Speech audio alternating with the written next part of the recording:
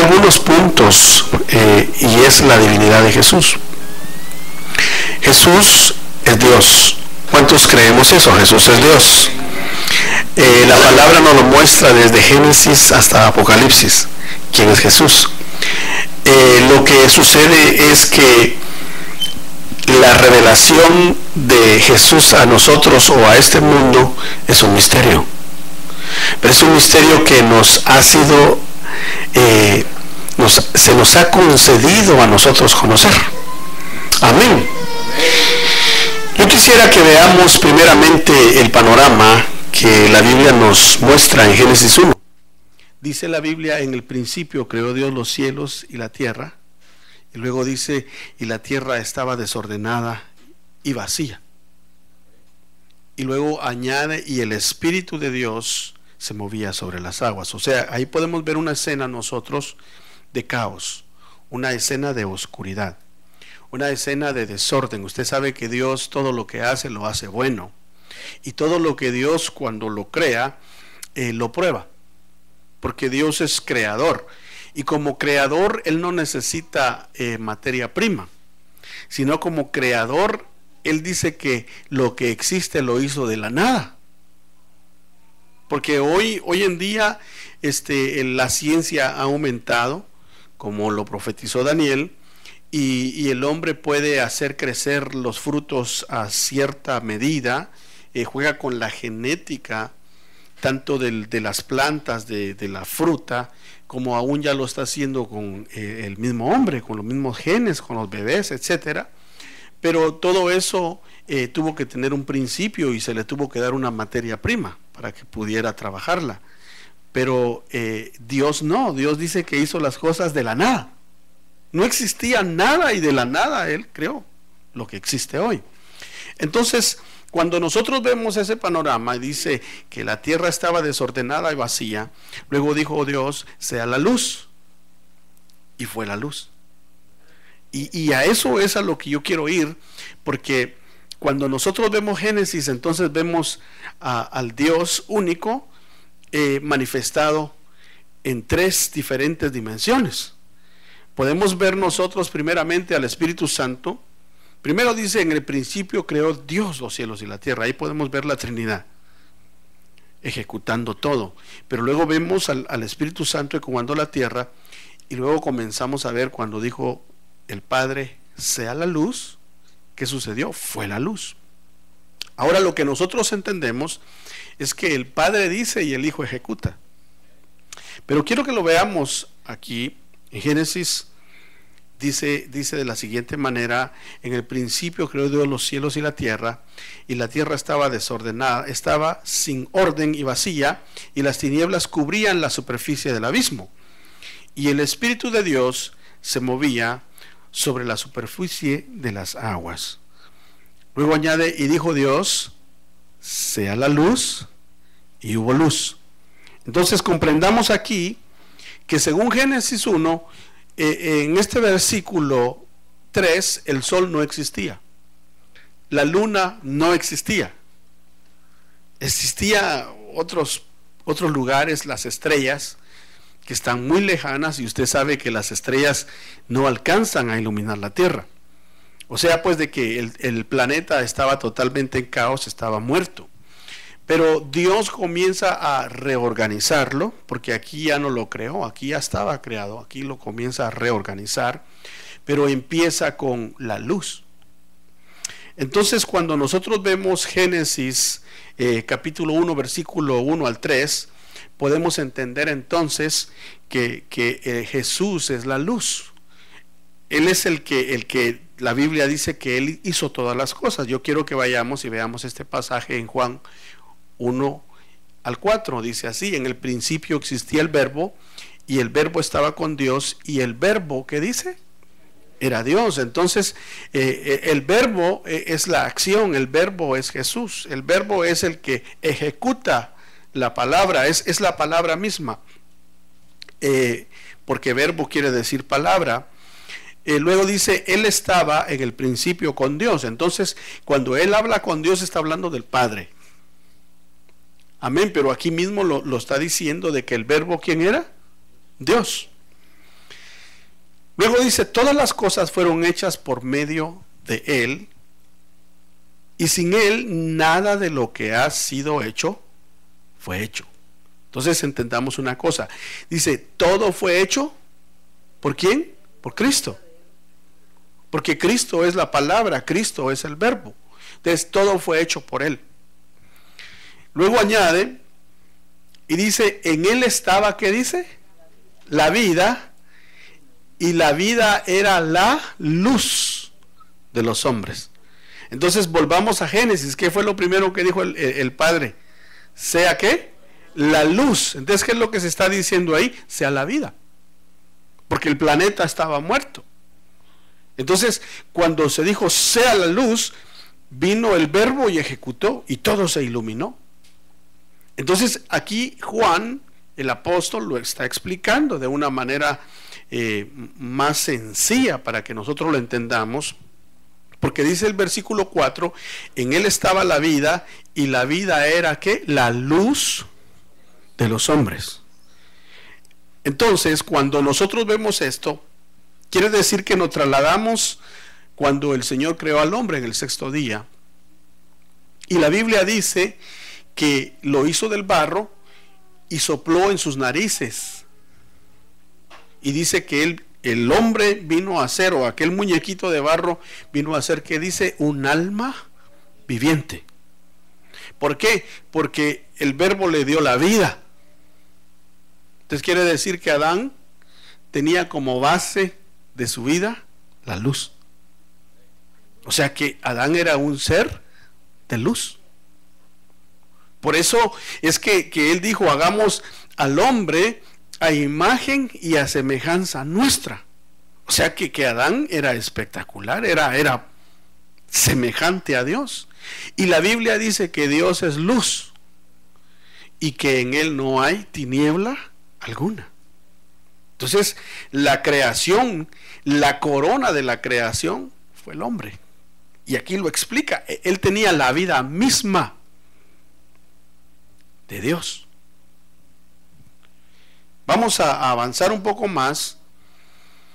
Y luego dice también en este versículo, capítulo y versículo 10 de Juan, capítulo 1, dice, en el mundo estaba, y el mundo fue hecho por medio de Él, y el mundo no le conoció. Entonces mire, cuando dice en el mundo estaba, ahí comenzamos a ver nosotros entonces la revelación de la luz, pero en el ambiente espiritual. Porque en Génesis 1 estamos viendo la revelación de la vida, la revelación de la luz en lo literal. Pero en el capítulo 1 de Juan nos explica cómo fue Génesis, y luego baja o nos traslada a un futuro donde se iba a revelar el verbo encarnado. Pero ahí es donde dice que Él estaba en el mundo, pero y el mundo no le conoció, aunque el mundo fue hecho por Él. Entonces, yo quiero que veamos algunos versículos que dice el 11 así: a lo suyo vino y los suyos no le recibieron, pero a todos los que le recibieron les dio el derecho de llegar a ser hijos de Dios, es decir, a los que creen en su nombre. Entonces, ¿quiénes llegan a ser hijos de Dios? Los que creen en su nombre. ¿Y cuál es el nombre que se le dio a Él? Jesús. Fíjese que a Él se le dio el nombre de Jesús, Salvador. Jesucristo, el Salvador ungido. Entonces, los que creemos en el nombre de Él, tenemos salvación y tenemos derecho a llegar a ser llamados sus hijos, los hijos de Dios. Entonces entendamos esto, hermano, porque sin Jesús no hay salvación. Sin Jesús todo estaba perdido. Por eso me llama la atención que el apóstol Pedro, por revelación del Espíritu Santo, entendió que el Cordero que iba a salvarnos, que iba a derramar su sangre, había sido preparado desde antes de la fundación del mundo. Entonces aquí podemos nosotros pensar en muchas cosas, como entonces pensar que Dios ya sabía que Adán iba a fallar. Porque dice que el cordero estaba preparado desde antes. Fíjese que no dice de que el Señor reorganizara la tierra, sino que dice desde antes de la creación o de la fundación del mundo. Entonces yo quiero que veamos algunos versículos, como Mateo 4, versículo 13, dice así: y saliendo de Nazaret fue y se estableció en Capernaum, que estaba junto al mar, en la región de Zabulón y Neftalí, para que se cumpliera lo dicho por medio del profeta Isaías, cuando dijo: tierra de Zabulón y tierra de Neftalí, camino del mar, al otro lado del Jordán, Galilea de los gentiles.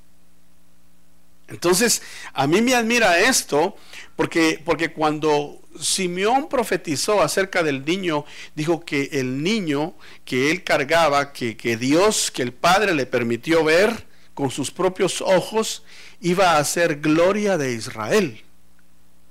Pero luego dijo en su profecía: y luz a los gentiles. Entonces volvemos a hablar de la luz. ¿Qué fue el elemento primero que le dio vida al mundo? La luz. Pero aquí dice que el Señor salió de Nazaret y fue al otro lado del Jordán. ¿A dónde fue? A Galilea de los gentiles. O sea que esa área era un área donde habían israelitas y habían gentiles. Pero ahí fue donde Él se fue a revelar. Oigamos o leamos lo que dice aquí, y dice: el pueblo asentado en tinieblas vio una gran luz. A los que vivían en región y sombra de muerte, una luz les resplandeció.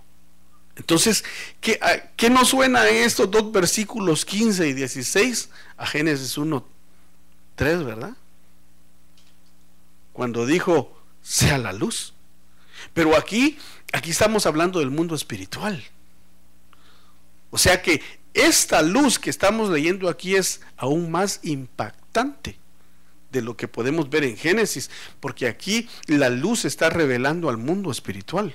La tierra, hermano, estaba en tinieblas, y aún la tierra está en tinieblas, pero hay una luz en medio de la tierra. ¿Y sabe cuál es la luz que hay en medio de la tierra? Es la luz de Jesús. Pero la luz de Jesús en usted y en mí, porque el Señor mismo dijo: yo soy la luz del mundo. Pero luego dijo: pero vosotros sois la luz del mundo. Entonces el Señor habita en nosotros, y como Él habita en nosotros en espíritu, nosotros somos la luz. Pero literalmente Él está sentado a la diestra de Dios Padre, intercediendo por nosotros. Pero como Él es Dios, Él es omnipresente, Él es omnisciente, Él está en todos los lugares. Por eso Él dijo: yo estaré con vosotros todos los días, hasta el fin. Así dijo, hasta el fin. ¿Qué fin estará hablando? No sé, porque Él dice hasta el fin.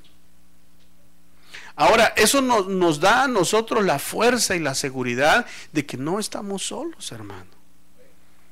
No estamos solos, no importa la circunstancia que podamos estar atravesando.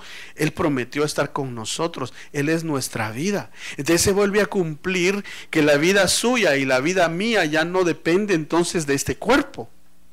Porque el apóstol Pedro dice que su cuerpo se estaba ya deteriorando, pero que él estaba esperando una mansión, un cuerpo espiritual.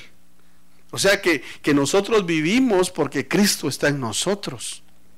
Y vivimos en el mundo espiritual, hermano. Yo creo que las potestades y los principados nos ven a nosotros como luz en medio de las tinieblas. Es tan, hermano, sorprendente lo que la palabra nos dice. Porque Jesús, hermano, es Dios. Y como Dios es humilde. Como Dios, dice la Biblia, no se aferró el ser igual a Dios. Yo no sé si usted se goza de eso, pero ¿sabe por qué sí es importante para nosotros entenderlo? Para que nosotros, hermano, podamos vivir en esta tierra con seguridad. Yo quiero que veamos esto. Dice así la Escritura, Juan 3:19, y este es el juicio, que la luz vino al mundo, y los hombres amaron más las tinieblas que la luz, pues sus acciones eran malas. Entonces, ¿qué es lo que nosotros tenemos que hacer, hermano? Es amar la luz. ¿Y cómo vamos a amar la luz? Entonces tenemos que amar a Cristo. ¿Y cómo vamos a amar a Cristo? Conociéndolo. Porque nadie ama lo que no conoce, ¿verdad? Usted dice, ay, yo amo mi país porque usted lo conoció. Ay, es que yo amo la comida porque usted sabe cómo se hace y la ha probado. Pero nadie puede amar algo que no conoce. Pero entonces el Señor nos manda y nos llama a que lo conozcamos. Entonces, si nosotros vemos al Señor, y como hemos estado estudiando los discipulados, hemos visto la vida de Jesús, como Él nació, tan sencillo su nacimiento, un bebé, pero fue, la Biblia dice que Él fue engendrado por el Espíritu Santo. Entonces, el Espíritu Santo, ¿quién es? Es el Espíritu de mi Padre, dijo Él. Les conviene que yo me vaya para que les envíe el Consolador, que venga el otro. Y Él dijo, refiriéndose al Espíritu Santo, les enviaré el Espíritu de mi Padre. Entonces, por eso la Biblia nos enseña, creo que está en Lucas 1:35, donde está el versículo que el Espíritu Santo trajo al Señor, lo engendró en María. Y Él nació siendo ese cordero que lo prepararon desde antes de la fundación del mundo. Entonces entendamos que Dios, en forma de Dios, Él es eterno, en forma de Dios Él no puede morir. Pero entonces, para morir por nuestros pecados, para tomar nuestro lugar y tomar el lugar del mundo entero, Él tenía que morir. Entonces tenía que venir a ¿qué? El Verbo se encarnó, tenía que venir a ser un mortal. O sea que el inmortal, el que vive por los siglos de los siglos, se hizo mortal. Eso es admirable, hermano. Eso es algo que aún nosotros no lo logramos entender, pero debemos de tratar de entenderlo, pero con el fin de conocer a Cristo. Por eso es que yo estoy tocando este tema, para que conozcamos quién es el Señor. Miremos entonces lo que dice Primera de Pedro 1, versículo 17 al 21. Mire, dice, y si invocáis como Padre a aquel que imparcialmente juzga según la obra de cada uno, conducíos en temor durante el tiempo de vuestra peregrinación. Entonces, entendamos ese versículo, nosotros que somos en este mundo, peregrinos. ¿Y qué es un peregrino? Alguien que va de paso, un extranjero, alguien que no tiene casa, no tiene hogar en ese lugar, ¿verdad? Sino que va de paso, pero que tiene un destino, salió de un lugar para llegar a otro. Ese es un peregrino. Entonces nosotros vamos de paso por esta tierra. Por eso es que no debemos nosotros, como dijo el Señor, hacer tesoros aquí abajo. Y cuando el Señor dijo que no se haga tesoro, no se está diciendo que usted no puede tener. Sí puede tener sus cositas, si el Señor se las permite tener, téngalas. Si puede estudiar y tener su profesión, usted téngala. Pero tenemos que vivir en este mundo como peregrinos. Usted tiene sus cositas bonitas, su casa, su profesión, su familia, y todo lo que tenemos se lo debemos al Señor. No es nuestro, es de Él, pero vamos de paso. Esa es la actitud que nosotros tenemos que tener. Entonces, luego dice, sabiendo que no fuiste redimidos de vuestra vana manera de vivir, heredada de vuestros padres, con cosas perecederas como oro o plata. de la salvación suya no vale oro ni plata. O sea que no hay oro ni plata que pueda pagar la salvación de uno de nosotros. Fíjese que imagínense, de uno de nosotros no existe el oro ni la plata para pagar tal salvación. Ahora imagínense de todos nosotros. Tenía que ser algo sobrenatural. El pago tenía que venir de la divinidad de Dios, que Él es el único que podía hacer tal hazaña, de venir a salvarnos, de venir a rescatarnos y de venir a transformarnos a la imagen de Cristo. Entonces, aquí dice que hubo un plan.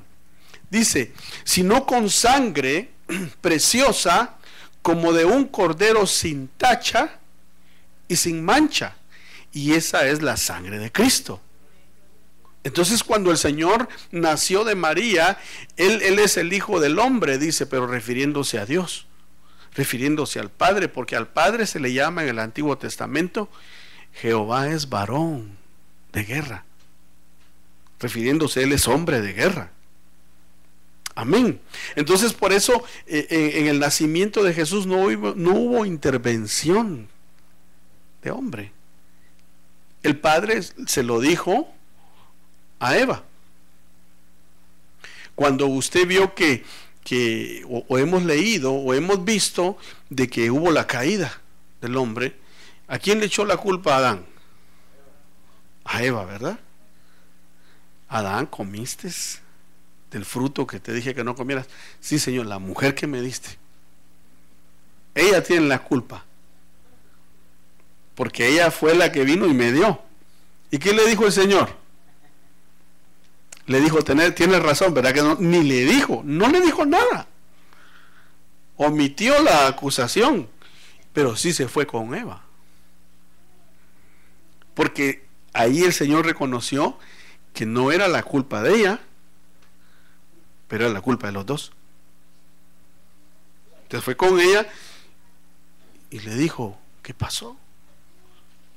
¿Y qué dijo ella? La serpiente. O sea, siempre echándole la culpa a alguien, ¿verdad?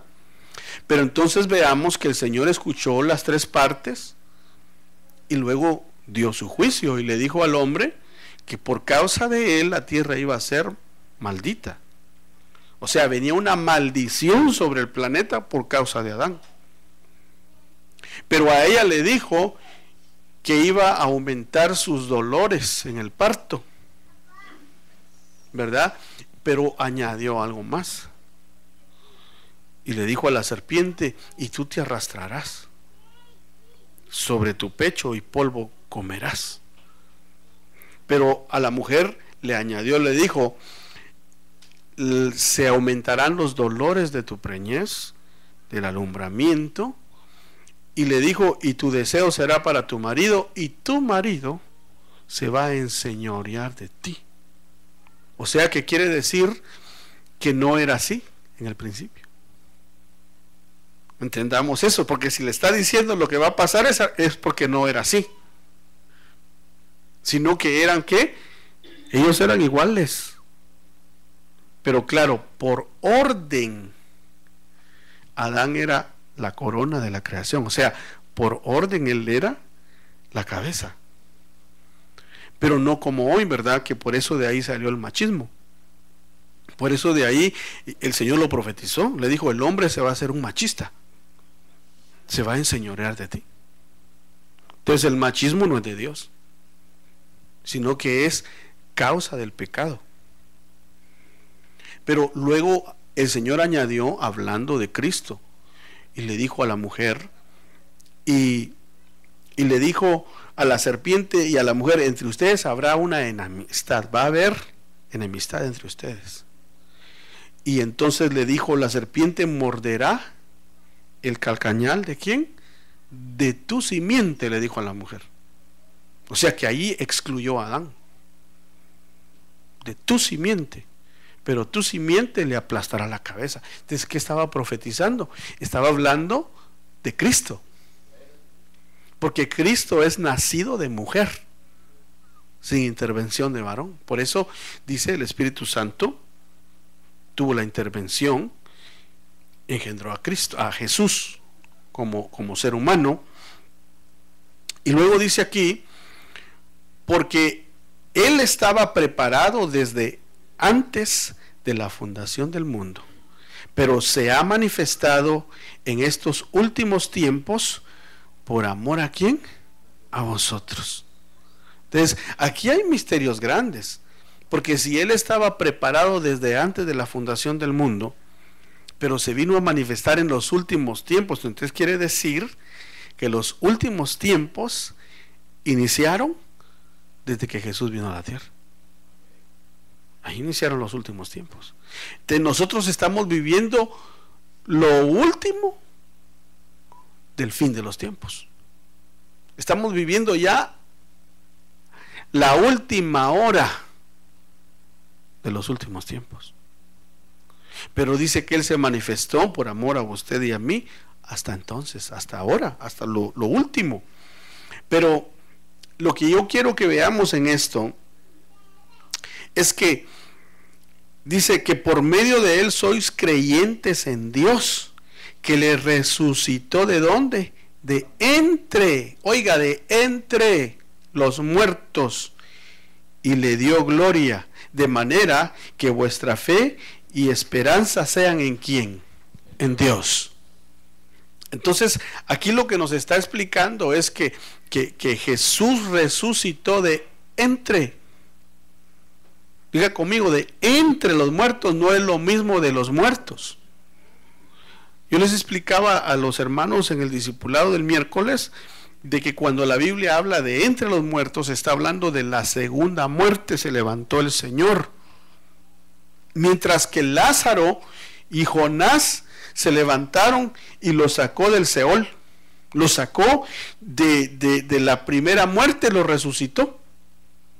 ¿Y qué pasó con ellos? Se volvieron a morir. Seguramente. Porque la Biblia de Jonás ya no nos habla qué pasó. Y de Lázaro tampoco, ¿verdad? Pero yo no creo que usted piense que Lázaro anda por ahí todavía. Solo hay dos hombres en la Biblia que la Escritura nos explica que fueron trasladados, sacados de esta tierra y llevados a otro lugar, al paraíso o algún lugar a donde ellos no han visto muerte. Ellos no han muerto. ¿Y ese quién fue? Enoc y Elías. Ellos no han muerto. Ellos con ese mismo cuerpo que nacieron están a saber a dónde, hermano. ¿Van a regresar? Yo creo que sí. Cualquiera podrá decir, hermano, van a regresar cuando suene la trompeta. Pues a saber. Porque cuando suene la trompeta, dice que seremos, los que estemos vivos seremos transformados. Pero los muertos van a resucitar primero y van a ser transformados primero. Entonces, aquí todo esto, hermano, viene, o sea que la venida del Cordero que fue preparado desde antes de la fundación del mundo y revelado a nosotros en estos últimos tiempos, trae con él todos los misterios y trae con él todos los regalos, todos los beneficios para los que creemos en su nombre. Entonces, quiero que veamos, dice Colosenses 1:13, dice así: porque Él nos libró del dominio ¿de qué? De las tinieblas y nos trasladó al reino de su Hijo amado. Entonces, ahí hay luz, en quien tenemos redención, el perdón de los pecados. Y luego añade y dice de Jesús, oiga lo que dice: Él es la imagen del Dios invisible, el primogénito de toda creación. O sea, el primero en todo, está diciendo ahí. Entonces, si Él es la imagen del Dios invisible, ¿qué es lo que nos está explicando el Espíritu Santo por la palabra? Es de que Dios que es tan grande en su gloria no podía revelarse al mundo porque nadie hubiera soportado su gloria. Entonces se encarnó. Y siendo hombre, era la imagen misma de Dios. Hermano, por eso fue algo grandioso los que tuvieron el privilegio de ver a Jesús. Los que caminaron con él. Por eso el Señor dijo de Judas: mejor le hubiera sido no haber nacido, porque anduvo con la imagen del Dios invisible y ni así se convirtió, ni así se arrepintió, sino que más bien lo traicionó. Imagínense. Pero en el Señor estaba la imagen misma. Por eso el Señor no vino, hermano, aún en tiempos donde se tomaban fotos. Aunque si le hubieran tomado una foto al Señor y la tuvieran pues sí sería adorable, ¿no? Pero Él por alguna razón no lo permitió. Porque como sabe que el hombre es corrupto, si con que hoy se inventan un montón de cosas y hacen a la gente que haga penitencia, ya imagínense si hubieran tenido una foto del verdadero Jesús, ¿qué cosas el hombre no haría? ¿Verdad? Una corrupción terrible. Si hasta se predicó sobre que venga, traiga no sé cuánto dinero para que oremos por el alma de su familiar y lo saquen del purgatorio. ¿O no es eso lo que todavía aún se predica? Lo peor del caso es que ahora hasta la iglesia evangélica está predicando eso. Eso es lo peor del caso. Ahora los mismos cristianos que se dicen ser nacidos de nuevo están predicando lo mismo. Están predicando de que traigan ofrendas, traigan esto para que oremos por su familiar para que se convierta, y hasta se atreven, hermano, a decir cosas tales como hasta del purgatorio, porque el hombre, hermano, que no tiene temor de Dios o que se cauteriza en su conciencia, es terrible. Por eso es que nosotros, nos dice Pedro, tengamos temor de Dios. Mientras vivamos en esta tierra, comportémonos como peregrinos. Amén. Entonces, aquí estamos aprendiendo quién es Jesús. Es la imagen del Dios invisible, el primogénito de toda creación. Dice, porque en Él fueron creadas, oiga este versículo, dice, todas las cosas, tanto en los cielos como en la tierra, visibles e invisibles. O sea que hay cosas invisibles, pero están creadas. Que no las podamos ver no quiere decir que ahí están. Y dice, ya sean tronos o dominios o poderes o autoridades, todo ha sido creado por medio de Él y para Él. Si vemos un ejemplo de autoridades, ¿usted se acuerda quién juzgó a Nabucodonosor? Fueron autoridades que no se pueden ver a nuestro ojo, pues. ¿Usted se acuerda que Nabucodonosor, que dijo, se engrandeció y dijo, qué grandes jardines hay aquí en Babilonia? ¿Quién como este rey? ¿Quién como qué otra ciudad como Babilonia? Y se engrandeció, y dice que los vigilantes lo juzgaron. Hubo una reunión de vigilantes y dijeron, no, ya este hombre ya es demasiada la arrogancia que tiene, y dictaron juicio contra él. Y usted sabe la historia. 7 años se convirtió en una bestia, que hasta es tipo del anticristo, Nabucodonosor. Pero ¿quién lo juzgó? Autoridades espirituales, que está hablando aquí, que fueron creadas ¿por quién? Por Cristo, y Él es la cabeza de ellos. No, hermanos, si nosotros servimos al mero mero, al que manda en todos los ambientes, en todos los lugares, en todos los idiomas, aquí en la tierra y fuera de la tierra, Él manda. Aquí lo dice, porque todo ha sido creado por medio de Él y para Él. Miremos esto, dice, y Él es antes de todas las cosas, y en Él todas las cosas permanecen. En Él. Entonces, las que se salen fuera de Él perecen, ¿verdad? Por eso el Señor dijo, ustedes sin mí nada pueden hacer. absolutamente nada. El que se sale de mí, se acabó. El ejemplo está, hermano, ¿qué sucedió con Luzbel? Se salió. ¿Y qué es lo que le espera a él? Destrucción. Porque él quiso ser igual a Dios. Se salió del plan, se halló iniquidad en su corazón. Le dijeron, fuiste creado perfecto en todos tus caminos, hasta que se halló iniquidad en ti, a causa de las múltiples contrataciones que hiciste. Entonces quiere decir que al diablo le dieron oportunidad que se arrepintiera, hermano. Porque dice múltiples contrataciones. Quiere decir que Dios, cuando hizo la primera, lo controló y no le dijo nada. Que Dios todo lo sabe. La segunda, no le dijo nada. Y dice, eran múltiples. A saber cuántas fueron. Y de ahí no se conformó con eso, sino que se trajo a la tercera parte de los ángeles con él.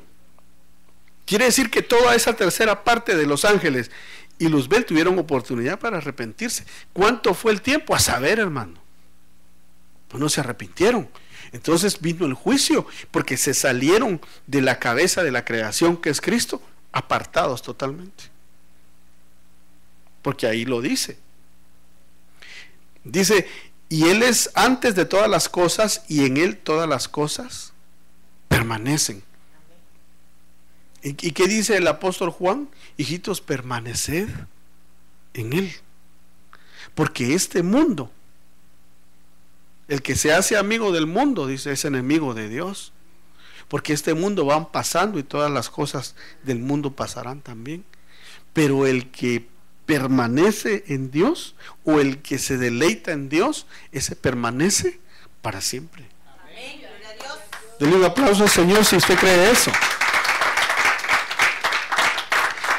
Dice, Él es también la cabeza del cuerpo, que es la iglesia. Entonces me llama la atención que primero menciona poderes invisibles, tronos, dominios, autoridades, pero luego dice, y la cabeza de la iglesia. O sea, Él es el primogénito en todo. Por eso, hermano, cuando nosotros vengamos a este lugar, y en todo lugar donde estemos, démosle al Señor su lugar, démosle al Señor la prioridad para que Él se glorifique. Como cantábamos hoy, ¿verdad? Ven a este lugar. Tan bonito ese canto, ¿no? Porque fíjese que ese canto está basado en la Escritura. La Biblia dice que Él se sienta sobre querubines. Y dice que está en medio de serafines. Y dice, y es aclamado por los ángeles. Claro que sí es aclamado. Lo dice el capítulo 5 de Apocalipsis. Se levantó un gran ángel poderoso, dice, y diciendo y clamando entre todos los ángeles, ¿quién es digno de abrir el libro y de abrir sus sellos? Y dice Juan, un ángel poderoso. Entonces quiere decir que él vio cómo los ángeles lo aclaman. ¿Y Juan qué se puso a hacer, hermano? Se puso a llorar. Y el anciano en aquella escena celestial se le acerca y le dice, ¿y por qué lloras? Pues le dice, pues si ninguno levanta la mano. Dijo, ni el que dio el anuncio ni los que lo recibieron levantan la mano. Le dijo, no llores. Le dijo, el león de la tribu de Judá ha vencido y él es digno de abrir el libro. Pero lo interesante es que Pedro nos dice que es el cordero que fue preparado desde antes de la fundación del mundo, pero él lo anunció como un león. Pero cuando Juan lo vio, no vio un león. ¿Qué pasó? Vio a un cordero y como inmolado, dice. O sea, un cordero con cicatrices, un cordero que iba como sangrando. Porque dice inmolado, quiere decir que iba con sangre, pero eso representa la sangre que nos limpia a nosotros. Entonces, esto es un misterio, dice.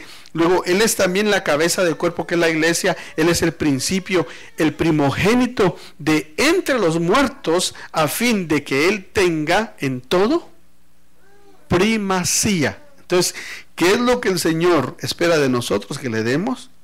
Primacía, el primer lugar. Amén. El tema es largo, pero yo voy a ir parando aquí, porque a mí me interesa que nosotros, hermano, absorbamos las cosas que toda la Biblia es importante, pero yo quiero que absorbamos tal vez no todo lo que traigo, pero lo que ya vimos. ¿De quién es Jesús? ¿De quién es Él? Dijimos que Él es la luz del mundo. Dijimos que por Él se hizo todo lo que existe. Dijimos que Él es Dios porque lo expresa, que Él es el Verbo. Dijimos que Él como el Verbo de Dios se encarnó para morir por nosotros. Dijimos que Él es el Cordero que fue preparado desde antes de la fundación del mundo para ser manifestado en estos últimos tiempos. Y estamos viendo entonces que Él es la imagen del Dios invisible. Y que Él es también, dice, la cabeza, ¿verdad?, de todo poder, de todo poderío, de toda autoridad, sean tronos, sean dominios, sean visibles o invisibles. Entonces, es algo maravilloso, hermano. Yo creo que nosotros debemos de gozarnos aunque estemos pasando pruebas, hermano. ¿Sabe por qué? Porque cuando uno pasa pruebas, el alma de uno se deprime. El alma de uno tiende a estar triste. El alma de uno tiende hasta a olvidarse de las cosas que Dios ha hecho por uno.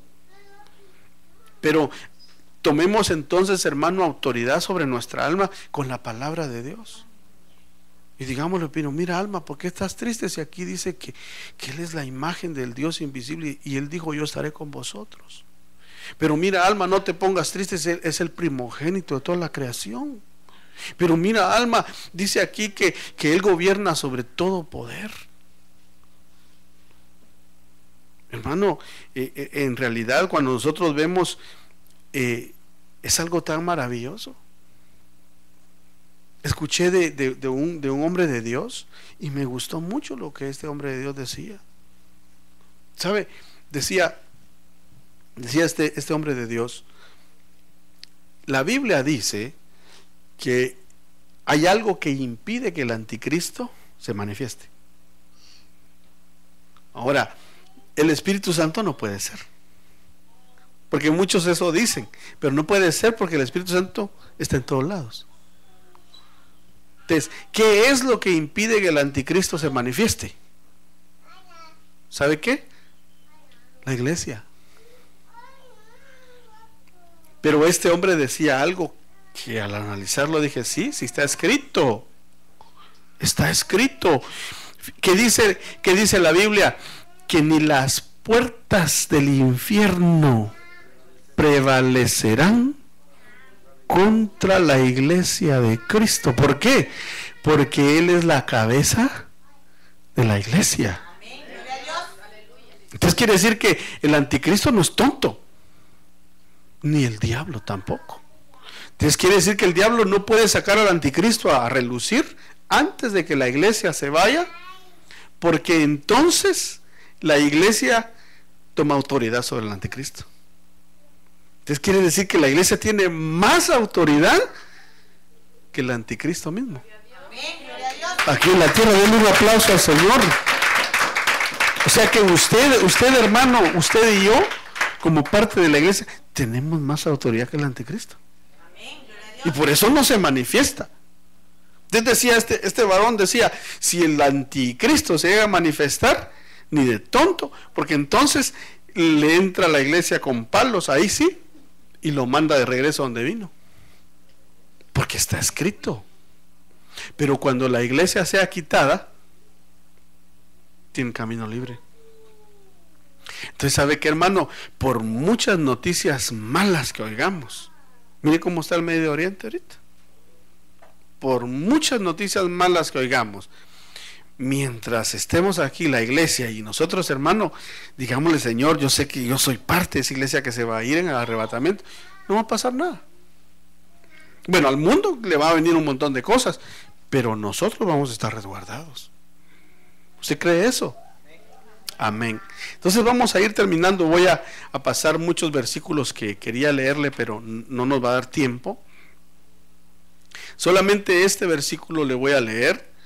Dice aquí, el cual, aunque existía en forma de Dios, no consideró el ser igual a Dios como algo a que aferrarse, sino que dice que se despojó a sí mismo, tomando forma de siervo, haciéndose semejante a los hombres, y hallándose en forma de hombre se humilló a sí mismo, haciéndose obediente hasta la muerte y muerte de cruz. Entonces, mire, aquí lo dice perfectamente otra vez la Biblia: Jesús es Dios. Porque aquí lo que está diciendo, ¿sabe qué es? Aunque existía, ¿se da cuenta de que lo habla en pasado? Lo que está diciendo es, aunque Él era todopoderoso, se despojó de su gloria y tomó forma de hombre.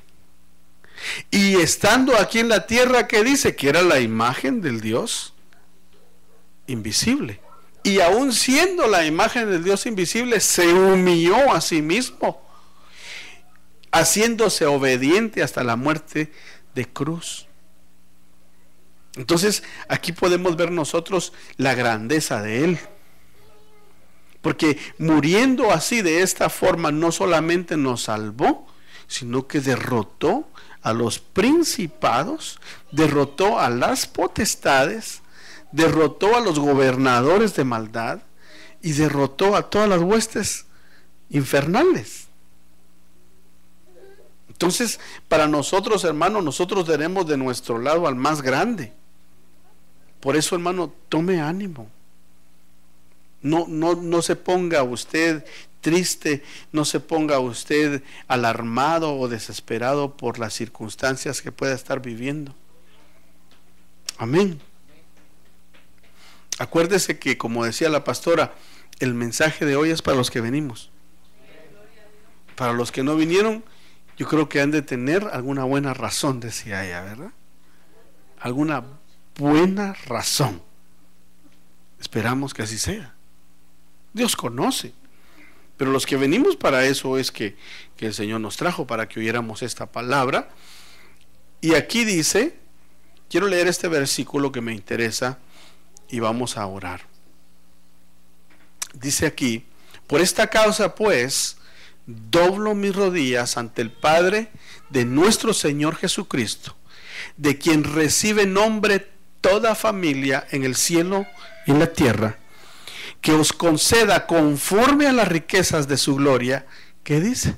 Ser fortalecidos con poder por su Espíritu en el hombre interior, de manera que Cristo more por la fe en vuestros corazones, y que arraigados y cimentados ¿en qué? En amor. Entonces, ¿qué es lo que tenemos que nosotros hacer? Fortalecer nuestro hombre nuevo, nuestro hombre interior. Fortalecerlo ¿cómo? En el poder del Espíritu, en la fe, pero luego dice también arraigados y cimentados en amor.